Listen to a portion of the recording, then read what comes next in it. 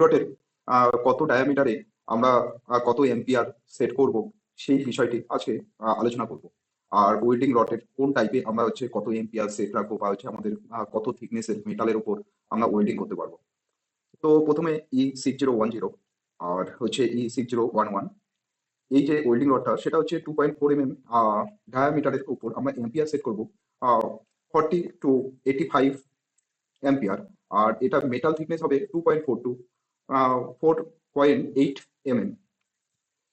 তারপর আসি E6010 আর E6011, 3.2 mm welding রডের diameter.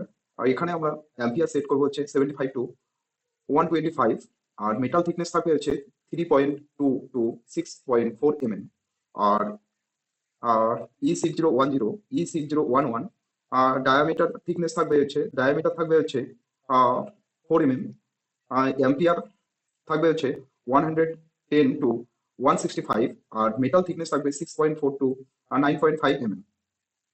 Electrode type E6010 and E6011, 4.8 mm diameter. এখানে এম্পিয়ার সেট থাকবে 140 to 210, below 9.5 mm metal thickness থাকবে।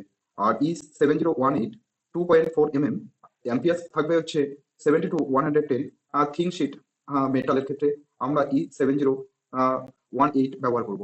আর E7018, 3.2 mm এর ক্ষেত্রে 90 to 150 মিডিয়াম থিকনেস প্লেটের উপর আমরা এটা ব্যবহার করতে পারি। আর E7018, 4 mm ডায়ামিটারের ক্ষেত্রে 120 থেকে 200 হেভি প্লেট ওয়েল্ডিং এর ক্ষেত্রে আমরা ইউজ করতে পারি। এই হেভি প্লেট ওয়েল্ডিং এর যে প্লেটটা হয় সেটা আমরা চেকার প্লেটও ব্যবহার করতে পারি।